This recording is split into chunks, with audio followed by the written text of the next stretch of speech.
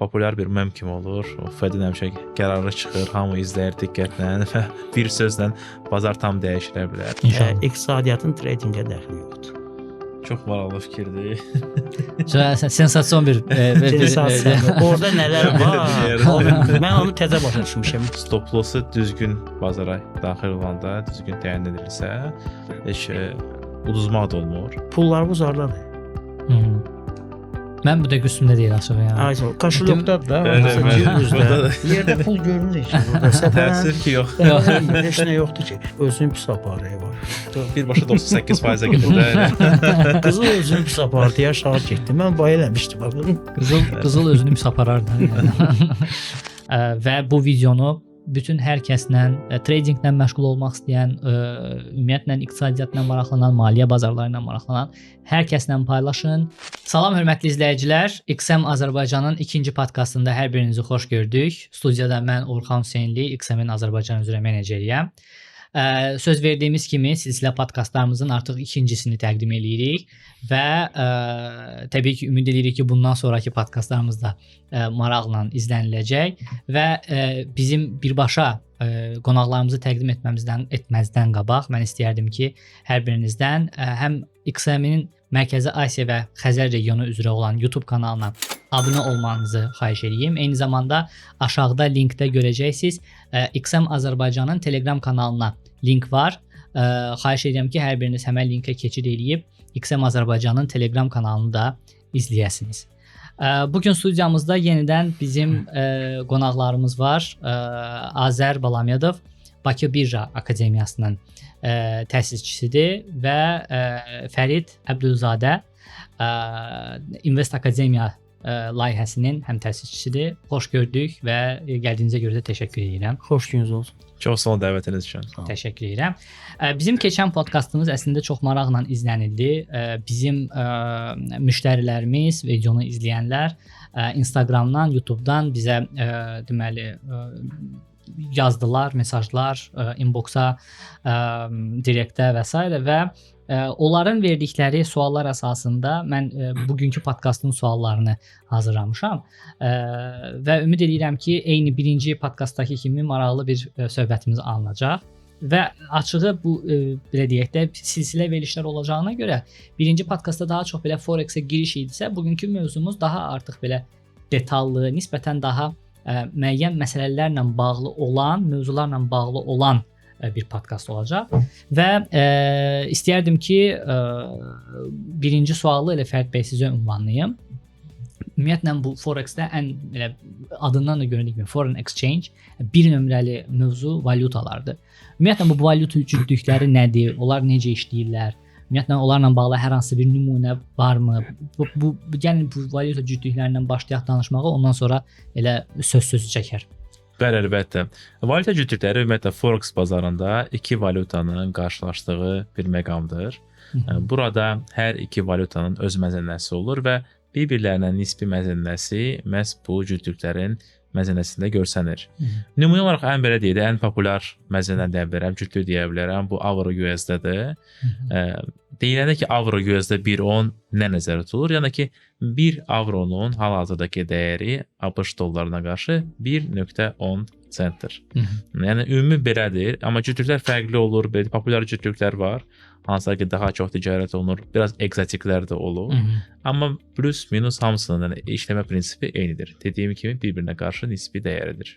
Okay.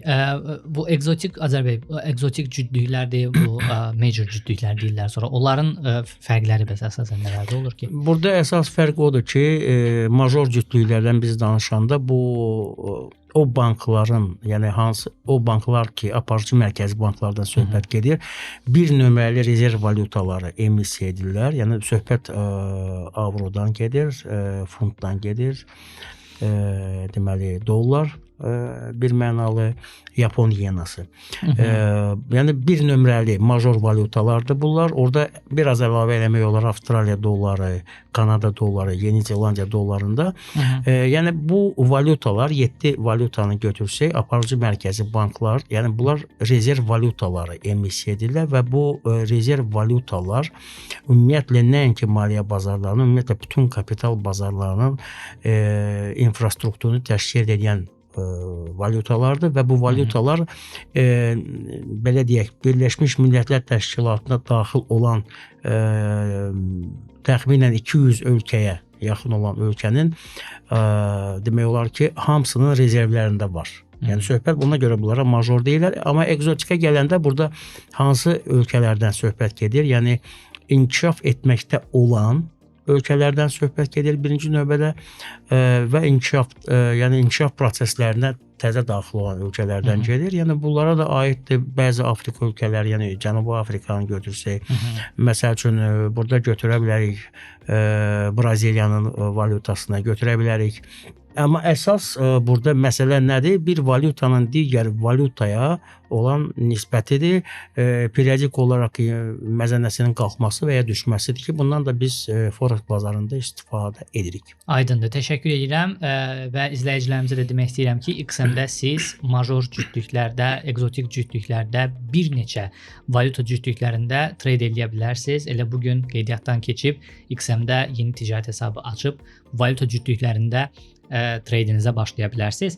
Əslində Fərid bəy əvvəldə vurğuladı, evronun dollara nisbəti bu əgər 1.10-dursa 1 evro 1 dollar 10 sent dəyərində qiymətləndirilir. Əslində ikinci sualım da elə bu ilə bağlıdır ki, ümumiyyətlə bu bazarda bu valyutanın qiymətlərində biz hərəkətlilik görürük. Orada qrafikdə məsəl üçün ancaq 1.10 üzərində dayanmır. Düşür 1.9-a, 1.8-ə, qalxır 1.11-ə, 1.12-ə və s. belə qrafik üzrə hərəkət eləyir. Və bu hərəkətliliyə hansı faktorlar təsir edirlər? Yəni ümumi olaraq bu hərəkətlilik nədən yaranır? Buna biz volatillik deyirik. Yəni qiymətin hərəkəti olmalıdır. Yəni bunu sadə xalq dilində deyirəm ki, yəni yeni başlayanlar da baxırlar. Müxtəlif kateqoriyalı izləyicilərimiz var. Yəni insanın standart təzyiqi misal üçün 120-80-dir, amma bu 120-80 24 saat ərzində stabil qala bilməz.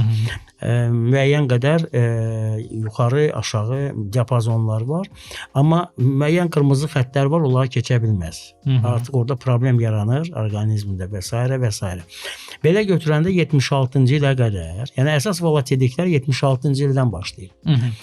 Söhbət gedir, məsəl üçün bizim tələbələrdən soruşanda nə vaxt yaranıb forex? Hamı bilir ki 76-cı il. Yəni bu qeyd olunur. Bretton Woods-dan sonra belə. Bretton Woods 44-dür. Yamayka razılaşması. Yamayka razılaşması 76-cı ildən. Yəni de facto bu forexin başlanğıcıdır. Biz də vaxtilə baxanda onu əzbərləmişdik ki 76-dan, amma nəyə görə o vaxtdan başlayıb? Qızıl dollar standartı ləğv oldu. Qızıl dollardan aralanandan sonra qızıl ki deməli pul kateqoriyası keçdi əmtia kateqoriyasına və dolları məhdudiyyətsiz şəkildə başladılar çap eləməyə. Bu da gətirib bizi Karl Marx-a çıxardır vaxtilə. Deyilən ki, yəni sənaye kapitalı olub.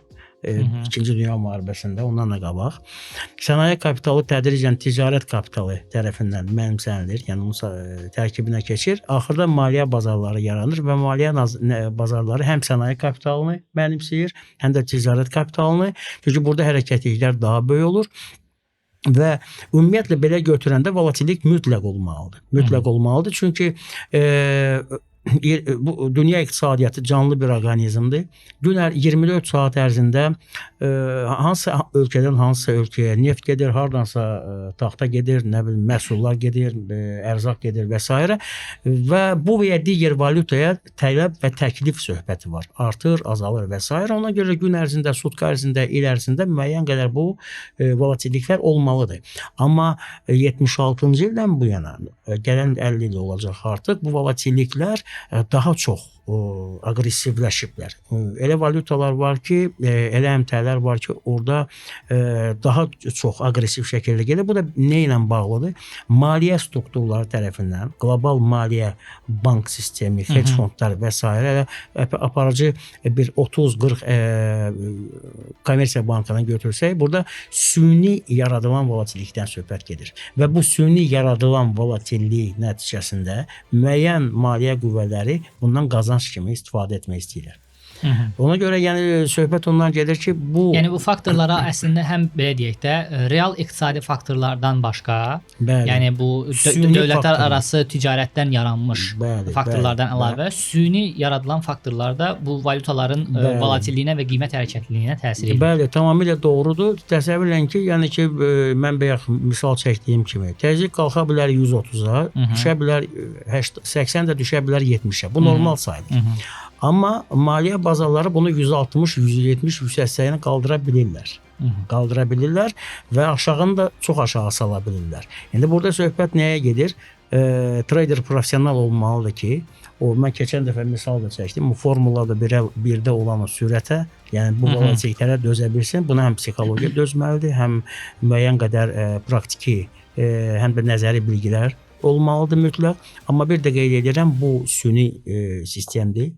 76-cı ildə yaranıb və real iqtisadiyyat çökdükcə maliyyə bazarlarının aktuallığı daha da artacaq. Və bundan sonra bu proseslər minimum 2050-ci ilə qədər gedəcək və dollarda aparıcı valyuta kimi qalacaq. Və biz bunu bazarlarda da görürük. Baxmayaraq ki, külli miqdarda yeni instrumentlər yaradılır. Misal üçün, kripto bazarı mən götürə bilərəm. Ən təzə məlumatlardan biri odur ki, avro yuxarı getdi də bu yaxında. Niyə getdi yuxarı? Avropa İttifaqı öz NATO-sunu yaradır. Misal üçün, fundamental hadisə və xəbərdir. 800 milyardlıq bir büdcə yığılmalıdır. Deməli, orada investisiya başlayır axana getməyə. Yəni, müharibə investisiyasından söhbət gedir burada. Böyük banklardan gedir və bundan da maliyyə bazarları sui istifadə edəcək. O 800 milyardın ətrafında bəlkə də bir 10 dəfə artıq ondan derivativlər yaranacaq və s. və s. Ona görə bunların hamısına hazır olmaq lazımdır əvvəldən. Təşəkkür edirəm məlumata görə və bu dəyərli fikirlərə görə Azər bəy. Fərid bəy, Azər bəy qeyd elədi bu maliyyə institutlarının, maliyyə bazarlarının bu proseslərə təsiri və s. həm də iqtisadi faktorlardan danışdı və mənim əslində bütün ölkələrin hər birinin valyutasının belə deyək də gücünü müəyyənləşdirən, valyutasının belə deyək uçot dərəcəsini müəyyənləşdirən və s. və axır kimi inflyasiya göstəricilərini müəyyənləşdirən əsas qurumu Mərkəzi Bank olur. Bu misal üçün Avropa Birliyi üçün, avro üçün bu Avropa Mərkəzi Bankıdır, amma digər dövlətlər üçün hər bir ölkənin özünün, yəni avroya aid olmayan ölkələrin hər birinin özünün Mərkəzi Bankı mövcuddur. Ümumiyyətlə bu forex tradingində mərkəzi banklar hansı rol oynayırlar? Mərkəzi bankların əsas rolu nədən ibarətdir bu forex bizim danışdığımız mövzu ilə bağlı? Bəli, mən deyirəm ki, ümumiyyətlə mərkəzi banklar faktor kimi ikinci ən böyükdür. Birinci iqtisadi əlbəttə ki, orada işsizlik dərəcəsi, inflyasiya, ölkədə iqtisadi artım və s. Mərkəzi banklar ikinci böyüklükdə rol oynayırlar. Burada Mərkəzi Bankın əsas faktorlardan biri faiz dərəcəsini təyin etməkdir. O populyar bir mem kimi olur. O Fed-in həmişə qərarı çıxır, hamı izləyir diqqətlə və bir sözlə bazar tam dəyişilə bilər. Bu faiz dərəcəsi çox vacibdir. Faiz dərəcəsi həmçində mən deyərdim ölkədə iqtisadi inkişafın göstəricilərinin biridir. Eyni misal üçün Türkiyənin misalını götürsək, orada görürük ki, faiz dərəcəsi dəyişir, biraz stabilləşir vəziyyət. Azərbaycanda uzun müddətdir ki, faiz dərəcəsi dəyişmir, dəyişsə də xırda bir dəyişikliklər olur. O demək ki, daha çox stabilliyə saxlayırlar. Yəni birinci növbədə mən deyirəm bu faiz dərəcəsi təyin olunmasıdır. İkincisi monetar siyasətdir. Bu daxili, yəni valyutanın dəyərini saxlamaq üçün hansısa bir dəyişikliklər etmək və ümumiyyətlə valyuta siyasəti Mərkəzi Bankın nəzdində olur. Mərkəzi Bankın əsasən çox sayda çox hallarda çox böyük qüvvəsi olur. Həm valyuta kütləsini təyin edə bilər, inflyasiyaya kifayət qədər təsirlər göstərə bilər. Həmçinin daxili iqtisadi qərarlar da verə bilər, hansı ki, ölkənin monetar siyasətinin daha da gücləndirilməsinə nəticə çıxara bilər. Yəni mən məsləhət görürəm ki, əlbəttə ki, bunların hamısını diqqətlə izləmək lazımdır. Trader mütləq bilməlidir ki, nə baş verir. həm öz ölkəsində, həmçindəki hansı o cütlüklərə nəzərə saxlayır, onlara da baxmaq lazımdır. Çünki bildik, əsas iqtisadi faktordan, geosiyasi faktordan savayı Mərkəzi Bankın siyasəti çox vacibdir. Həmçində burada belə bir faktor var, ticarət münasibətləri var. Məsəl üçün biz son günlərdə görürük ki, son aylarda deyərdim ki, Trump Amerikanın prezidenti qərarlar verir, əlavə tariflər tətbiq edir. Bu əlbəttə ki, o nəticə göstərəcək. Bu yəni mütləq olacaq. Yəni bunlar da bu xəbərləri mütləq izləməlidir bir trader. Aydın oldu. Azərbaycan isə əlavə eləmək istədiyiniz bir məqam var? Əlavə odur ki, aparıcı mərkəzi banklar biz əsas Forex-dən danışırıqsa, 4 yəni potensial bazar iştirakçıları əsas 4 aparıcı mərkəzi bankı izləməlidirlər. Birinci növbədə. Yəni o biriləri izləməmək də olar, amma birinci növbədə federal ehtiyatlar sistemidir. Çünki bütün kapital bazarları dollara bağlıdır. Ondan sonra Avropa Mərkəzi Bankı, İngiltərə Bankı və Yaponiya Bankı. Yaponiya biraz şərqdə də olsa, uzaq şərqdə bizdən, məsəl üçün, amma ki onun real dünya iqtisadiyyatında böyük rolu var. Ona görə bundan sonra artıq ola bilər Kanada Bankı, Avstraliya və Yeni Zelandiyadan söhbət gedir. Digər deməli o ekzotik valyuta cütlüklərinə aid olan, yəni ölkələrdən danışılır, valyutalardan danışılır. O ölkələrin aparıcı mərkəzi banklarının ümumiyyətlə mən deyərdim Forex-ə ümumiyyətlə təsiri yoxdur. Ya da ola bilər ki, 0,1 nə qədər bir təsir ola bilər, amma bir nömrəli təsir hərdən bir soruşanda ki, hansı fundamental xəbərlər bir nömrəlidir? Mənim bir nömrəli hadisələr ancaq Amerikaya aiddir. Çünki Amerika Birləşmiş Ştatları hələ ki də lokomotiv qalır və qalacaq da bundan sonra. Yaxını 20 ildə belə deyək, 2050-yə qədər trend odur, hal-hazırda 2050-dir. Həm də Fibonacci rəqəmidir də 50. Yəni o ilə gedir. Ona görə yəni aparıcı mərkəzi banklar yəni bunlar monetar siyasət fərq qeyd elədi burada aparırlar, amma Forex-ə təsir edən banklar bunlar kommersiya banklarıdır. Kommersiya banklarıdır. Yəni kommersiya bankları birbaşa Forex bazarının iştirakçılarıdır. Özləri iştirakçı olduqlarına görə həm də təsir edir. Bəli, o birjada otururlar onlar. Aydındır. Otururlar o yama deyirlər ona, otururlar burada satış. O oradan gəlir bütün təsir göstərir onların qərarları. Təşəkkür edirəm cavaba görə. İzləyicilərimizə də qeyd etmək istəyirdim ki, həm mərkəzi banklar haqqında, həm də ümumi olaraq fundamental hadisə və xəbərləri izləmək üçün XM-in saytında iqtisadi təqvimə də göz gəzdirə bilərsiniz. Oradan sizə gərəkli məlumatlar gündəlik olaraq yenilənir və həmən xəbərləri izləmək həm Fərid bəy, həm də Azərbaycan dediyi kimi olduqca vacibdir.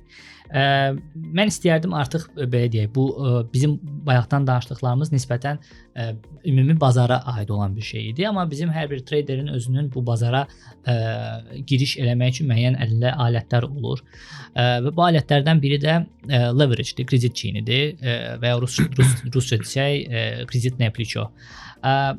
Ümumi olaraq baxın, bu Forex-də bizim müştərilərdən gələn bir sualdır. Mən ona görə bunu xüsusi vurğulamaq istəyirdim. Azərbaycan sizdən başlayalım. Ümumiyyətlə kredit çeyni konseptini deməli Forex trading üçün necə izah edə bilərik? Və ümumiyyətlə bu traderlərin potensial gəlirlərinə və ya itkilərinə nə qədər təsir eləyir? Kredit çeyni o deyə bilərəm ki, bu marjinal ticarətin əsasıdır. Yəni kredit çeyni ilə vasitəsilə həyata keçirilən ticarət əməliyyatları, yəni bunlar marjinal ticarət əməliyyatlarıdır. İdeal variant kredit çeynindən istifadə etməməkdir. Yəni bu ideal variantdır. Amma hər adamın da $100,000 yoxdur ki, bir lotda ticarət aparsın. Yəni bu ideal variant olar. O variantda istənilən halda traderin cibində pul qalır. Hətta potensial məzənnədə itki də getsə, amma cibdə pul qalır. Amma ənənəvi götürsək, yəni söhbət kredit çeyni nə qədər aşağı olsa bir o da yaxşıdır. Belə götürəndə. Belə götürəndə, çünki bu potensial bazar iştirakçısının risklərini minimuma salır. İdeal kredit çeyni yəni 1-ə 1-dir, sonra 1.25, sonra 1.33, 1.50, 1'ə 100 optimal sayılır hal-hazırda. Məsəl üçün mən şəxsən öz subyektiv fikrimdir, yəni 1'ə 100-dən yuxarı kredit çeyinə getməmək lazımdır.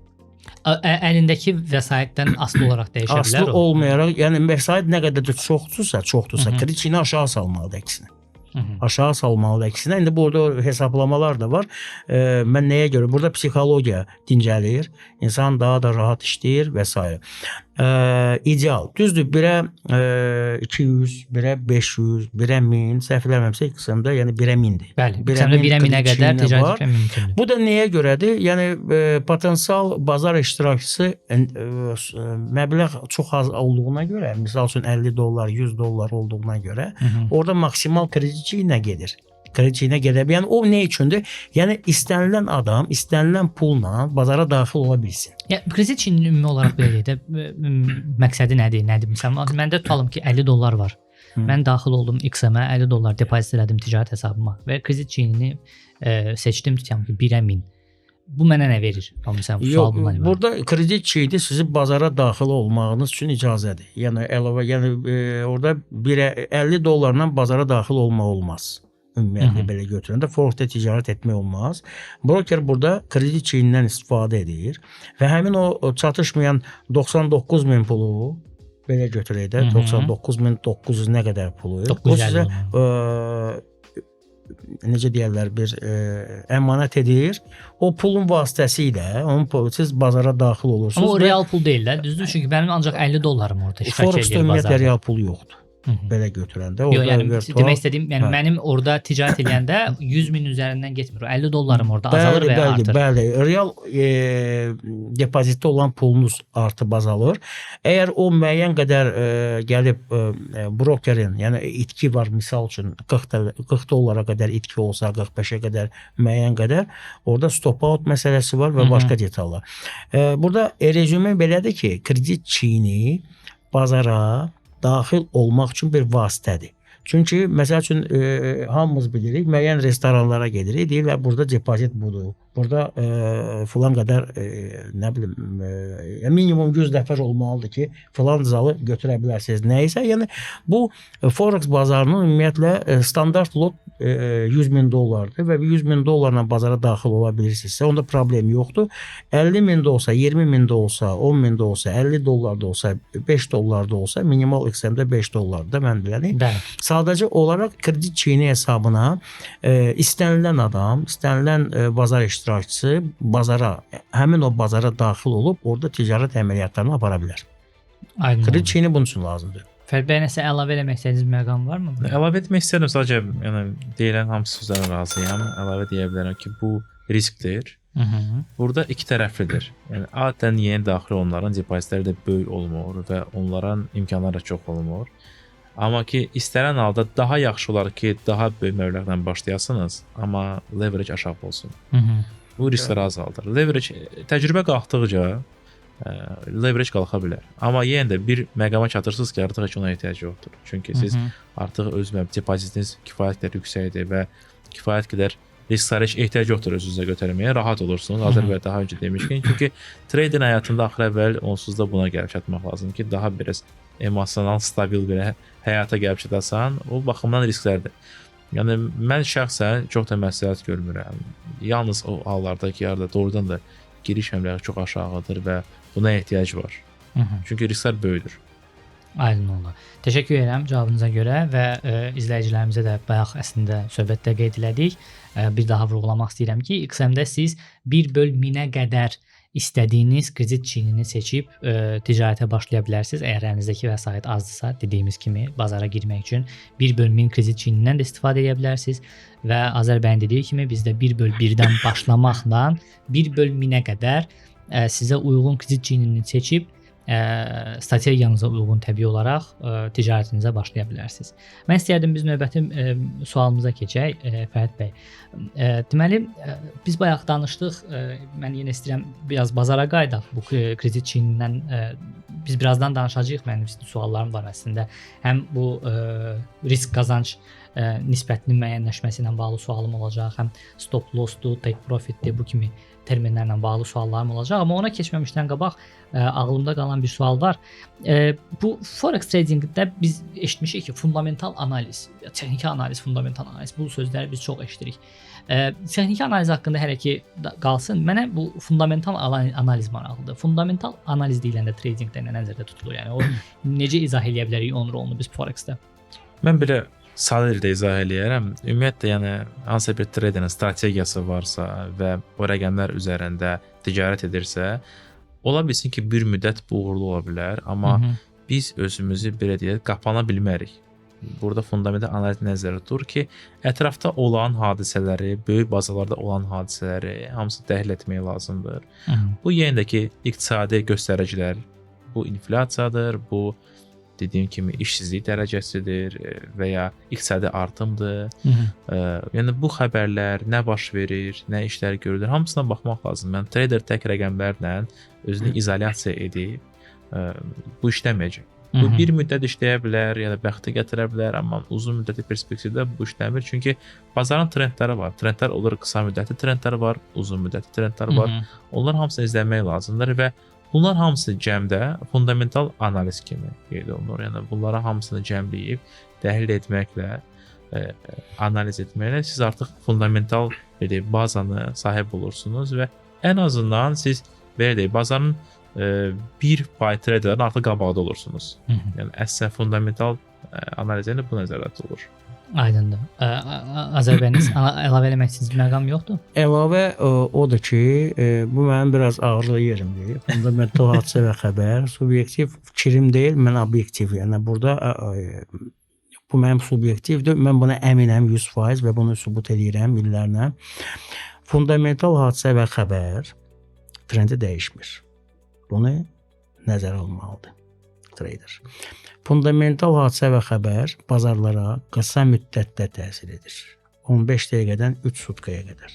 Bundan sonra trend öz yoluna davam edir.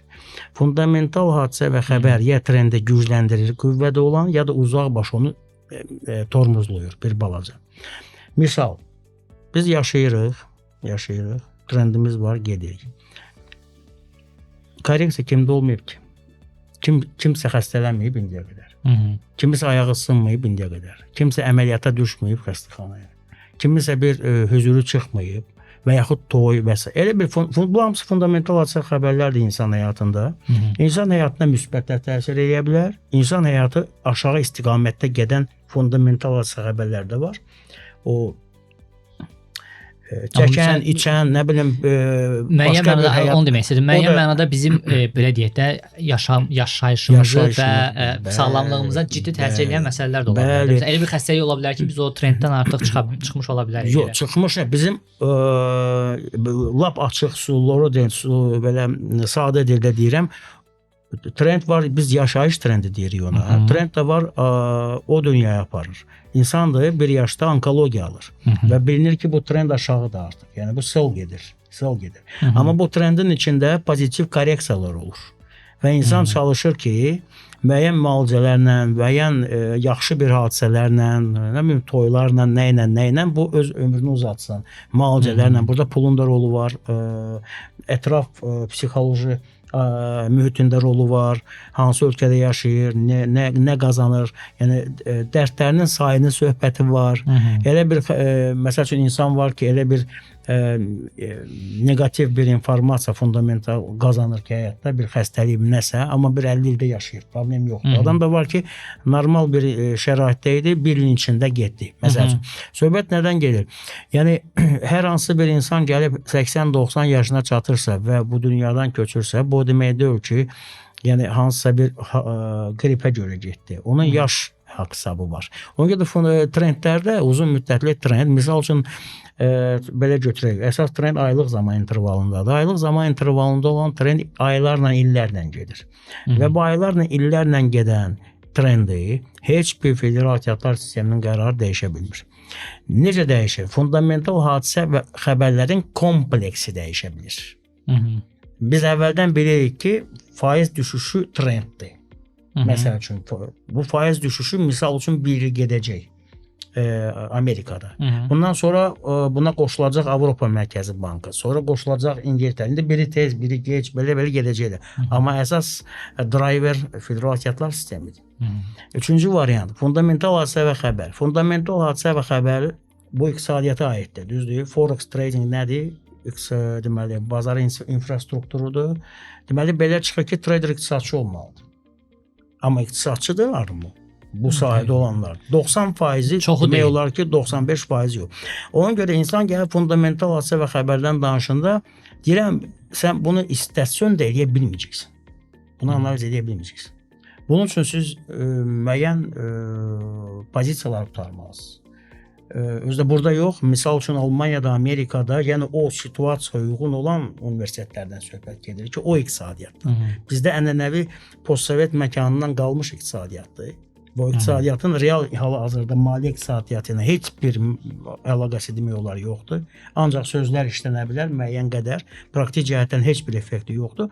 Amma bu işlə həkim də məşğuldur, hüquqşünas da, hakim də, nə bilim polis işçisi də, sadə insan da, adi sürücü. Əslində tradingin gözəlliyi də ondadır. Trading gözəlliyi də, yəni müəyyən momentlər var ki, bilirsiniz fundamental hadisələr və xəbərlər. Siz yəni insan oturur, hər ayın 1-ci, 5-ci günü non-farm çıxır, işsizliklə bağlı, məşğul boş şeylə Amerikada, amma onu gözləyir. Nəyə gözləyir? Nə var? 1 saat ərzində qiymət oynayacaq orada. Sən bu 1 saatı niyə edirsən? Trenddə otur da. Trenddə oturur. Biz qeyd etmişik bir il bundan qabaq ki, misal üçün deyirəm, bizdə var canlı yayımlarda. Qızılın məqsədi, hədəfi 3030-dur, gəlib çatır da yavaş-yavaş. Amma o birbaşa getmir axı. Orada müəyyən düşəcək, o həmin o fundamental xəbərlər ona o cür təsir edir. Qeyri-professional treyderləri qarmağa salmaq üçündür. Mən belə götürürəm. O fundamental hadisə və xəbərləri nəyi izləyirlər?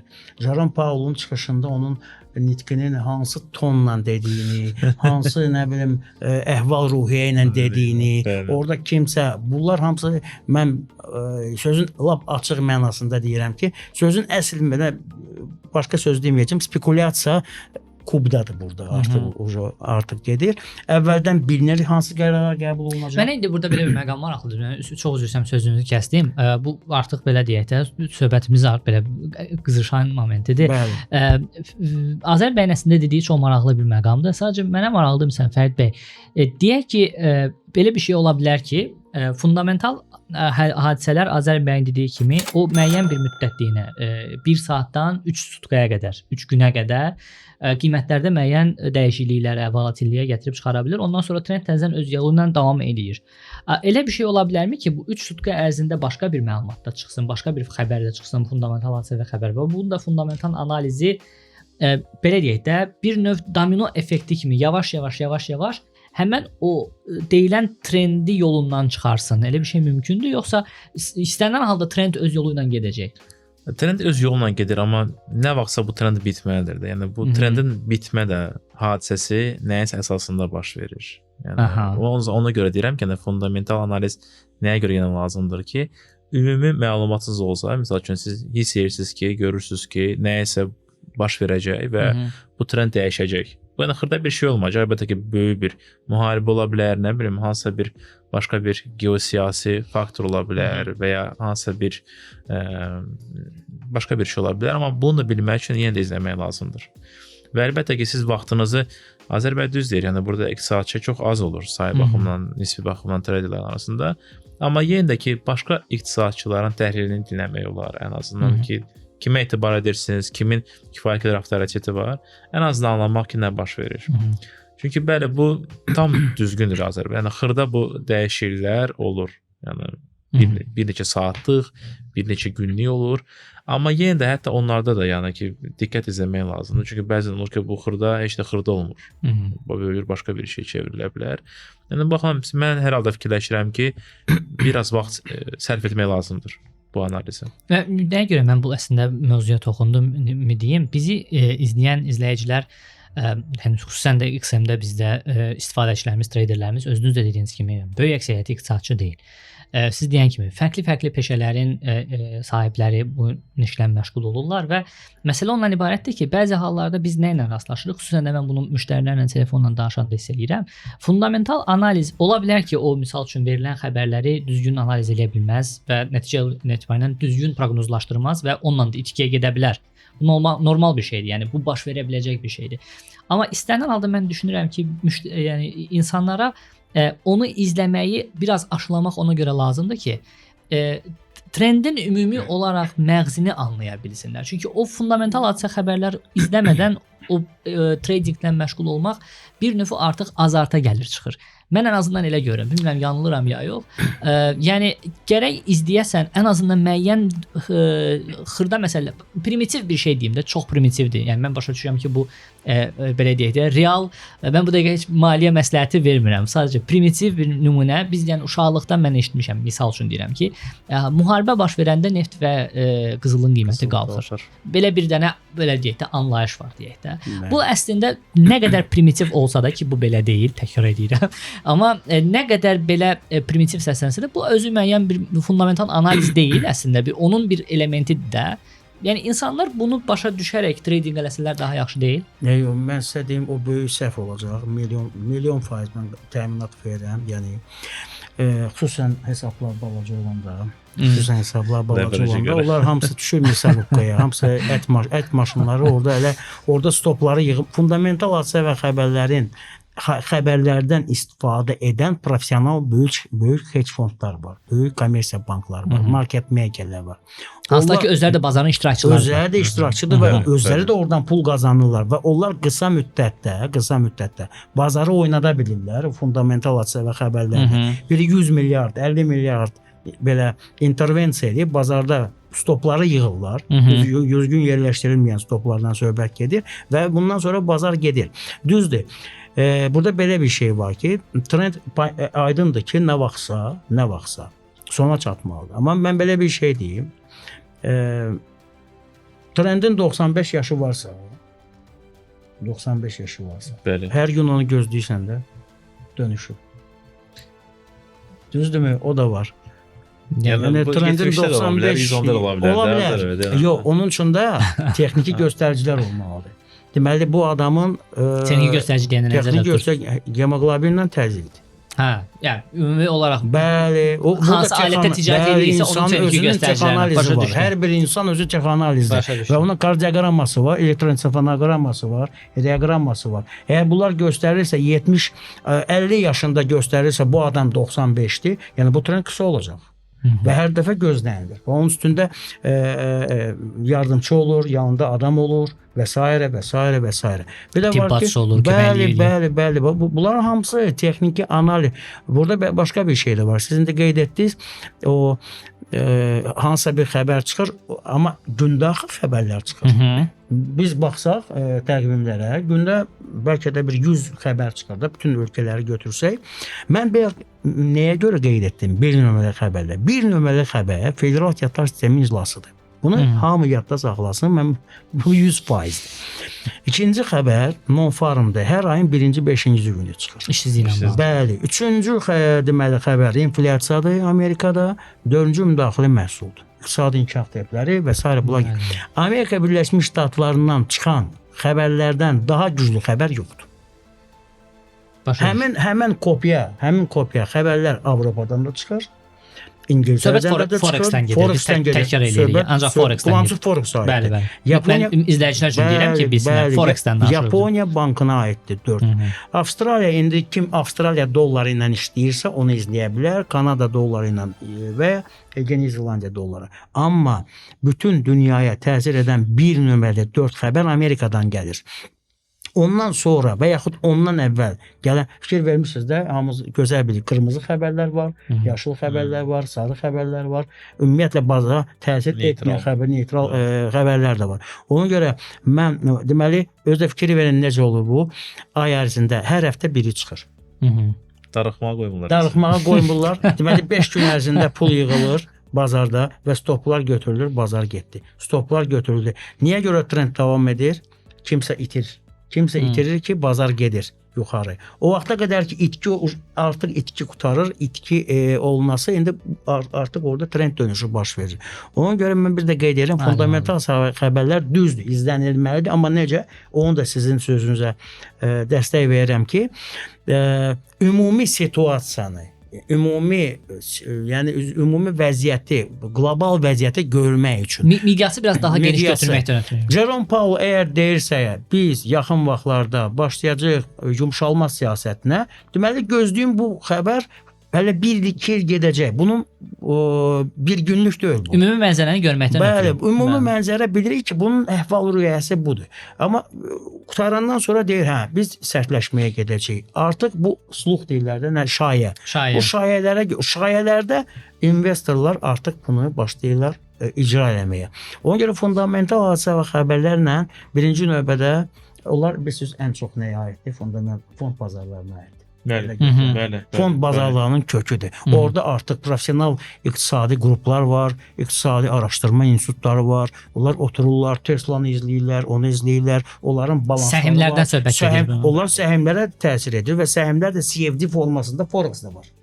Düzdürmü? Bəli. Deməli, burada S&P 500-ə təsir artıq orada düzdür. Hansısa bir investor gələ bilər, bu iqtisadçı deyil, amma onun iqtisadi qrupası var. Onun bir institutu var, məsəl üçün. Orada onun milyardları var və bu işə götürür professionalları və onların rəyi əsasında bu digər səhmlərlə ticarət edir bazarda. O böyük, çox böyük şey. Amma bir dənə də mən sizə bir sir deyim. Gələcəkdə ola bilər bu gün vaxt çatmaz, amma gələcəkdə onun bir mövzu kimi biz geniş hansısa bir podkastlarda mən onu əməli başda izah edə bilərəm. İnşallah. İqtisadiyyatın tradingə dəxli yoxdur. Çox maraqlı fikirdir. Sensasiyon bir Orada nələr var? Mən onu təzə başa düşmüşəm 2 il. Trading başqa şeydir, iqtisadiyyat başqa şeydir. Təşəkkür edirəm. Çox sağ olun. Olduqca maraqlı bir diskussiya getdi əslində.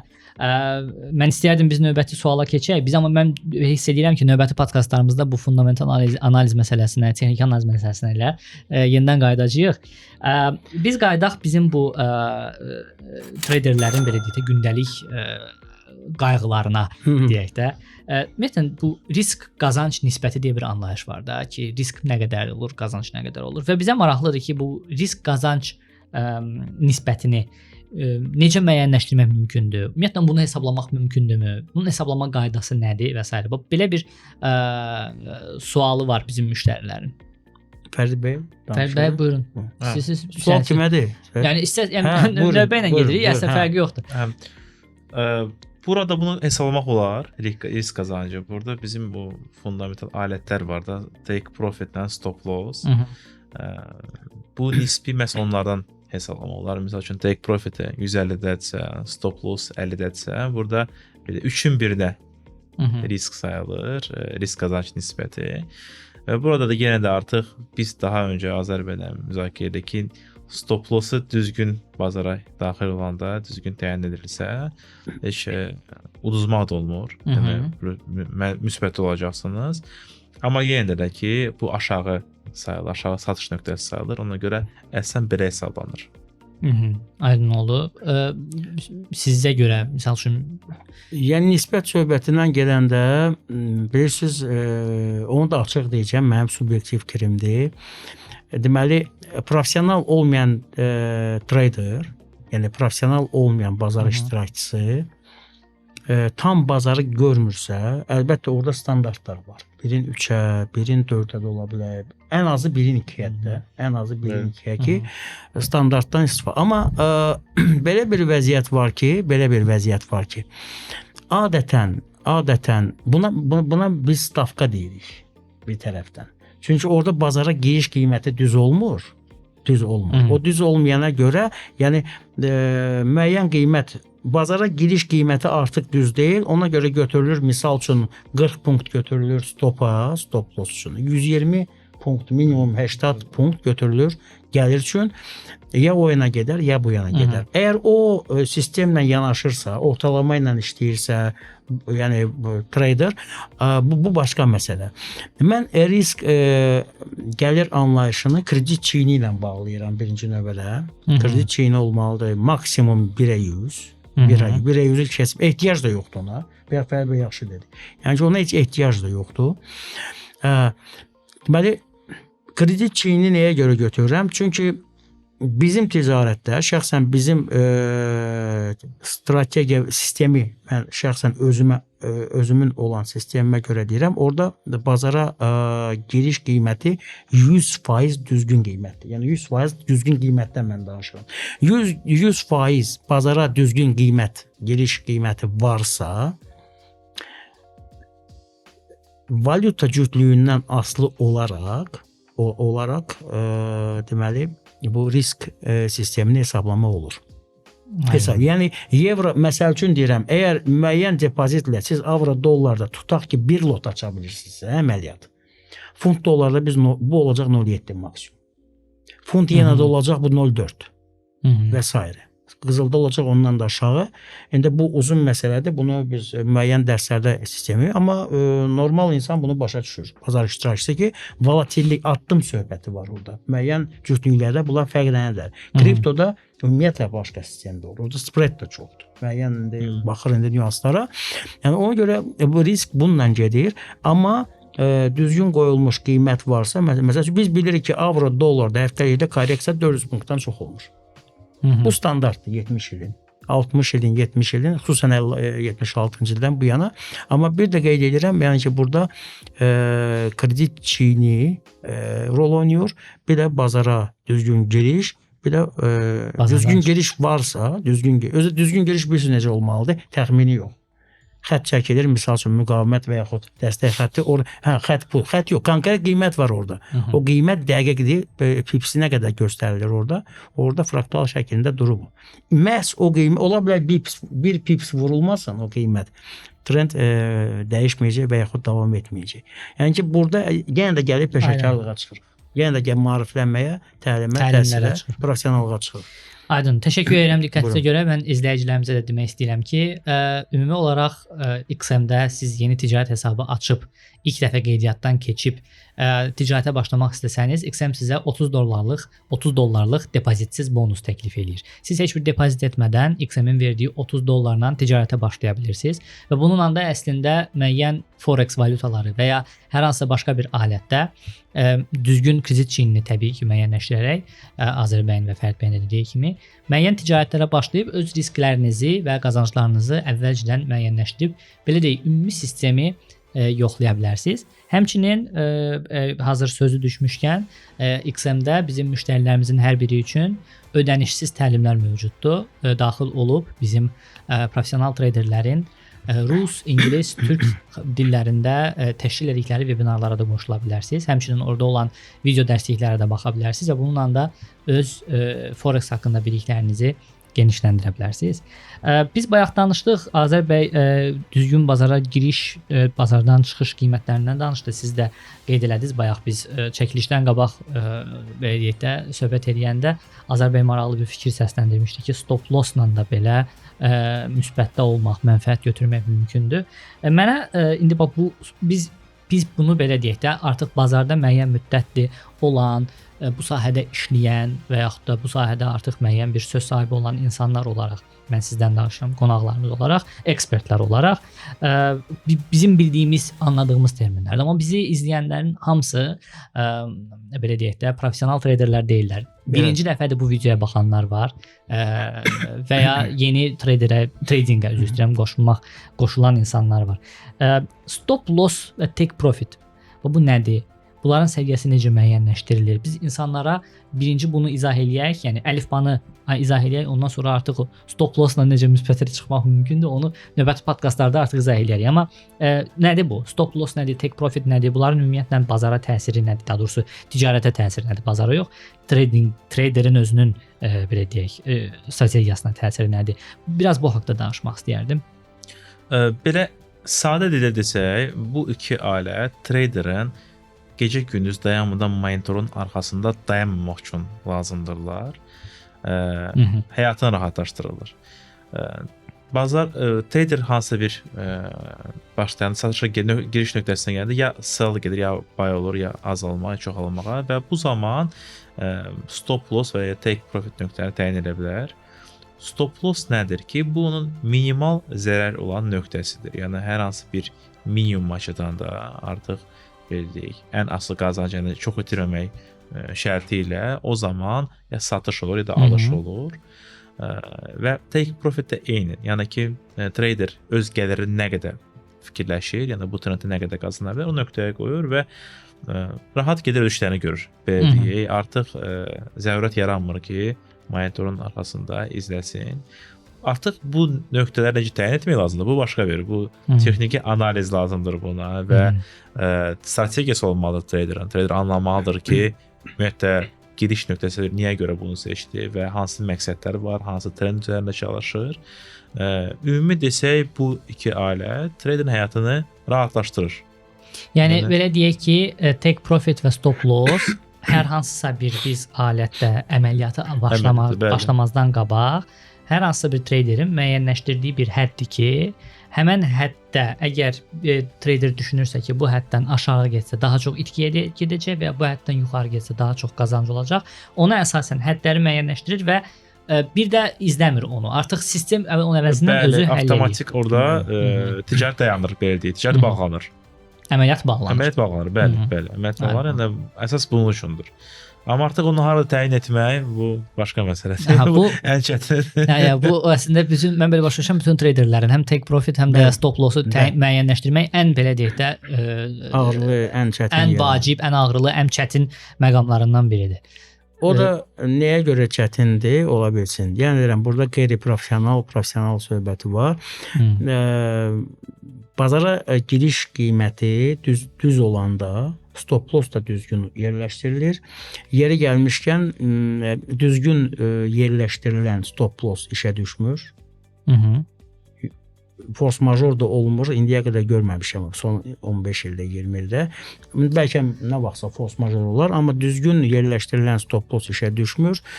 Düzgün stop loss bilirsiniz nədir? Bilirsiniz, biz oturmuşuq burada. Bu polvara oturmuş, o stop lossdur. O necə ola bilər işə düşsün, biz gedək aşağı. Allah uzaq eləsin, nəsə bir partlayış satırız. Elədir yoxsa yox? Belə bir partlayış Forex-də olmayıb 50 ildə ki, stop loss işə düşsün. Biraz yüngül stop lossu deyə bilərəm, təhlükəsizlik kəməri avtomobildə. Hamı avtomobil sürür, təhlükəsizlik kəməri taxır, taxmayana cərimə düşür. Amma qəza da olur da. Qəza da olur. Qəzalar da olur, özümüz görürük televizyada və s. xəbərlərdə. Amma insanlar böyük məmnuniyyətlə maşında sürür. Deməli, kəməri də taxır. Bu düzgün stop lossdur. Düzgün stop loss. Mən onu başıma bağlaya bilmərəm, mən onu başqa cür edə bilmərəm. Yəni o buradan getməlidir. Mənim oturuşum düzgün olmalıdır və s. və s. Düzgün stop loss, belə primerlər nümunə ilə deyirəm ki, daha da aydın olsun. Düzgün stop loss pullarımız hardadır? Mən bu da qüsmündə deyil açıq yəni. Ayşə, kaşılyoqdadır da, cüzdür. Yerdə pul görmürük ki, burada təəssüf ki, yox. Heç nə yoxdur ki. Onlar düzgün qoyulmayan stop losslar ola bilərdi. İndi olur da insan 10 ildə bir gedir qabağına bir pul çıxır yolda. Yəni o heç. O kiminsə yanlış stop lossudur. Pul nə qədər çoxdursa, onun stop lossu da güclüdür. Axrana ilə, nə bilim, banklarda, mühafizədir, seyflərdədir, ora giriş çətindir və s. və s. Yəni gəlib nəyə çatırıq? Təbiətin qanunları burada 100% işləyir. Təbiətin qanunu ilə gedəcəksinizsə, hörmətli traderlər, stop loss işə düşməyəcək. Ola bilər 1 manat düşsün cibinizdən. Amma yaxşı pullar qalacaq seyfdə və s. Ona görə bu şeyləri nəzərə almaq lazımdır və bu stop loss, bir də bir detallı qeyd etmək istəyirəm. İstənilən traderə aiddir. Stop loss, take profit ancaq qısa zaman intervalları üçündür. Əgər biz daily plus, daily, weekly, aylıqla bazara giriksə, daily'nin trendi bir ay gedir, ondan aşağı getmir. Bir ay ərzində siz yəni o çatdırıb baxmayacaqsınız. Yəni 2 gündən bir də baxsaq, 3 gündən bir. Qızıl illərlə gedir də. Bu 2073 vuruldu, 2559 hədəf, 2559-dan da 1 ildə nə qədər də gəlir? 3000. Hələ yenə də orada sell açan var. Yəni orada stop lossa ehtiyac yoxdur. O gəlib hədəfləri vurmalıdır mütləq. Orada bir ay qalmalıdır. Bir ayda olmasa 15 gün, iynələr və s. Hiss edirsiniz ki, başqa analiz metodları da var. Yerləşdirəndən sonra, yəni o stop lossu formal şəkildə qoymaq olar harasa. Amma o stop loss işə düşməyəcək. Bir də qeyd edirəm, H4 və ondan aşağı olan zaman intervallarında stop loss, take profit mütləq olmalıdır. Çünki orada fiziki cəhətdən çatdırmaya bilər adam. 15 dəqiqəyə girir, yəni üzünü çevirib bir su içə bilər. İynə şəklində qiymət dəyər də take profit əslində olsa onu tutacaq orada. Olmasa yəni çatdırmayacaq vaxt baxımından potensial itkiyə də hətta gəlib düşə bilər. Bəli, qısa zaman intervalları üçün stop loss mütləqdir, take profit mütləqdir, xüsusən take profit. Xüsusən stop loss da elə, amma yenə deyirəm, daily, həftəlik, aylığa ehtiyac yoxdur. Təşəkkür edirəm. Yəni Buyurun. ətraflı cavaba görə mən bizim izləyicilərimizə demək istəyirəm ki, XM-də siz həm risk mənfəət nisbətinizi düzgün belə deyək analiz etmək üçün, həm də həm bu stop loss-u, həm take profit-i daha risksiz deyək, test eləmək üçün, sınaqdan keçirmək üçün bizim demo hesablarımız mövcuddur. Siz demo hesablarda eyni qaydada ticarət eləyib, eyni formada stop loss, take profitlərdən istifadə eləyib demo hesablarla bütün bunların hamısını sınaqdan keçirə bilərsiniz. Mən istəyirəm artıq keçək son sualımıza, çünki vaxtımız da təəssüf ki məhduddur. Əslində çox xoş, çox şirin söhbət gedir. Sual çox qalmışdı. Yox, elə böyük bir sual qalmamışdı. Sonuncu suala keçmək istəyirəm. Biz bayaqdan danışdıq, emosiyalardan danışdıq, hisslərdən danışdıq, hisslərin biz keçən dəfə danışmışdıq ümumiyyətlə psixologiyanın buna təsirindən və s. Amma belə deyək də, əsasən bazarda bizim bildiyimiz iki belə deyək də fundamental aparıcı hiss mövcuddur. Bu qorxudur, bir də xəsislikdir. Belə deyək də, qorxu və xəsislik belə tərcümə olunur. Mən ən azından belə tərcümə eləmişdik. Bu kimi hisslər ümumiyyətlə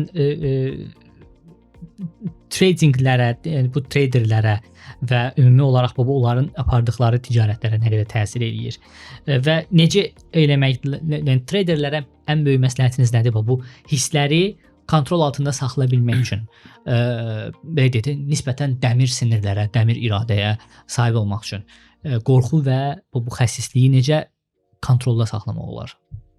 Buyurun, sizdən başlayaq, sonra Fərid bəy. Qorxu belədir ki, mən sizə deyim, deyir o Molla Cəbidə deyir, mən sizə qorxu duası yazacağam. Baxmısınız ona? Məşhur klassikamızda bizim 150 ilin bir söz, onun da Forex-ə münasibəti var. O kimə deyir onu? Kimə deyir? Yox, Molla kimə deyir onu? Traderlərə. Avam adama deyir. Mən sizə qorxu duası da yazacağım, aparıb qəbirstanlıqda bastıracaqsınız, onun üstündən mismar vuracaqsınız. Yəni, bunlar ciddi şeylərdir hamısı. İnsan nə qədər zəifdirsə, mənəvi, psixoloji, elmi cəhətdən bir o qədər qorxaq və xəsis olacaq. Bu psixologiyanın qanunudur artıq. Burada psixologiya işləyir. Yəni, bu 100% belədir.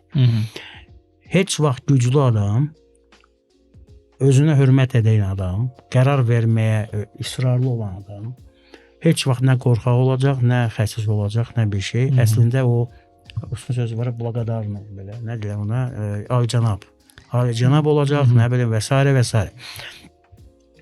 Deməli, birincisi insanın naturası rol oynayır burada. Heç təhsilə gəlməyib, heç onun Forex-a münasibəti yoxdur. İstəyir başqa biznes olsun, istənilən sahə olsun. Naturası, yəni belə deyək. İnsanın özünün genetik kodu, istedadı, onun özünün bir şəxsiyyət kimi emosional bir insan olsa tutalım ki, o tradinglə məşğul olmalı. O müalicə keçməlidir. Bu artıq müalicə keçməlidir. Çünki o istənilən biznesdə gedib o emosionallığı göstərəcək. Burada o dərhal görünür pul şəklində. O onu bir zərbə kimi alır, ondan sonra hələ bir depressiyaya düşə bilər. Bir problem də yarana bilər. Ona görə həmişə deyirəm ki, o əsəbləri zəif olan adam, müəyyən o negativ xüsusiyyətlərə malik olan adam birincisi psixoloji kurslardan keçməlidir. Sonra tradingə başlamalı. Heç yerə getmir, onu biz eləyirik. Onu da biz edirik, başa salır. Nə eləmək lazımdır? Ondan əlavə, ondan sonra bu insan başlayır fiziki nə mənada, texniki, analiz, fundamental analiz, hardasa lazımdır, hardasa lazım deyil. Yəni bu insan gəlib, burada təcrübənin də yolu var, deməli rolu var. Əlbəttə təzə başlayanla 10 ilin, 5 ilin, 20 ilin yəni təcrübəsi bir ola bilməz. Yəni təcrübə artdıqca möhkəmlənmə gedir, amma burada bir şey var. İnsan özü mütləq güclü olmalıdır. Güclü olmalıdır. Müəyyən stержində deyirlər onun duruşu olmalıdır ki, yəni bu istənilən saat əgər qərar vermisinizsə 100% garantiya verilir ki, bu işin sonu var da. Yəni insan hər bir işdə olduğu kimi sona qədər getməlidir burada. Kimsə 1 il gedəcək, kimsə 6 ay gedəcək uğura, kimsə 3 il, kimsə 5 il, amma gedəcək axıra qədər. Ona görə burada qorxu deməli belə bir, yəni bilik, savad, elm, maariflənmə nə qədər güclü olduqca, insan dünya görüşü artdıqca və s. hər psixologiya da düzəlir. Bilirsiniz, siz idman eləmirsinizsə, siz döyüşə çıxanda siz qorxacaqsınız orada. Təbii olaraq. Yəni amma bir də var təsəvvür edin, siz hazırlıqlı gəlmisiniz. Siz bilirsiniz ki, sizin zərbənin gücü var filan, sizdə özünə güvən var müəyyən. Düzdür, elədirmi yoxsa yox? O özü də bir əlavə bir driverdir insana ki, o insan həm də o nizam-intizam aşılayır adama. Disiplin. Orada onun yeməyinizə baxırsınız, yuxunuza baxırsınız, başqa şeylərə, burada normal standartlara gəlirsiniz. Yoxsa siz gəlirsiniz heç bir hazırlıqsız, çıxırsınız qara kəmər ustasının qarşısına. Orada qorxmaq söhbəti, qorxmaq 100% olacaq orada. Orada bir şey olacaq. Niyə çıxırsan ki? Heç çıxmadan. İndi söhbət nədən gedir? Heç getmir oraya. İndi söhbət nədən gedir? Bu bazarda çıxırlar. Bu bazarda çıxırlar, qara kəmər yox, burada çıxırlar Chuck Norris'in qabağına və yaxud kiminsə qabağına.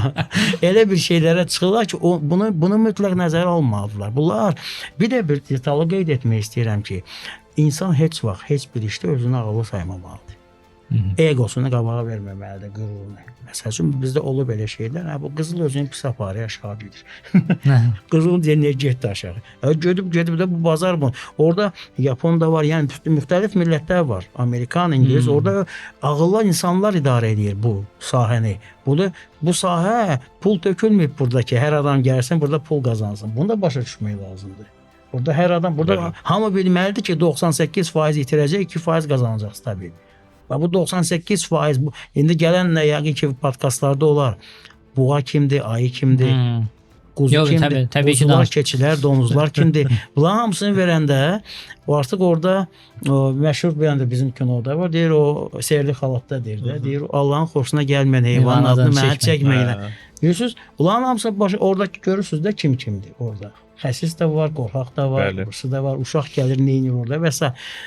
Uzun məsələdir, yaxşı məsələdir, amma işləmək lazımdır. Fərid bəy, bu Azərbaycan daha çox belə deyək ki, qorxudan və ora olan hazırlıqdan danışdı. Onun xəsislik də orada kifayət qədər önəmli hisslərdən biridir də.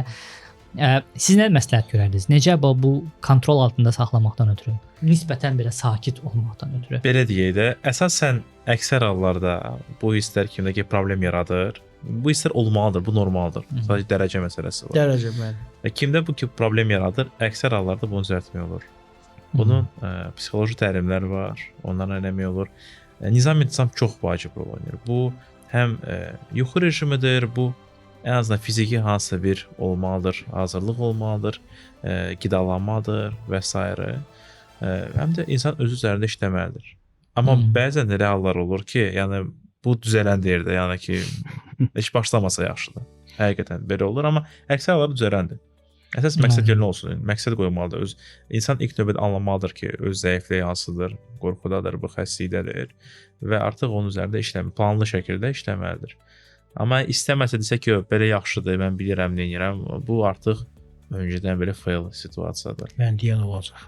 Orada artıq ego məsələsidir. Bəli, yəni təəssüf ki, belədir, bəli. Elə misal olub, çox böyük səviyyədə. Mən bu qızıl özünü pis aparı var. Birbaşa 98%-ə gedir. Qızıl özünü pis apardı, aşağı getdi. Mən bayıl eləmişdim.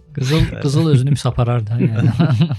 Normal bir şey. Təşəkkür edirəm gəldiyinizə görə. Çox maraqlı söhbət alındı. Çox maraqlı. Mən ümid edirəm ki, izləyicilərimiz üçün də maraqlı oldu. Ən əsası bizim əsas hədəfimiz, məqsədimiz bunu podkastların öyrədici olmasıdır. Ona çalışırıq. Bir daha təşəkkür edirəm gəldiyinizə görə və dəyərli izləyicilərə də təşəkkür edirəm sona qədər izlədiyinizə görə. Çox xahiş edirik ki, like düyməsini, bəyənmə düyməsini basmağı unutmayın və bu videonu bütün hər kəslə, tradinglə məşğul olmaq istəyən, ümumiyyətlə iqtisadiyyatla maraqlanan, maliyyə bazarları ilə maraqlanan hər kəslə paylaşın, özünüz də öyrənin. XM-dən, təlimlərdən, demo hesablardan, real hesablardan istifadə edin və bu bazarda, bu tradingdə uğurlara nail olun. Təşəkkür edirəm diqqətinizə görə. Növbəti podkastlarda görüşənədək.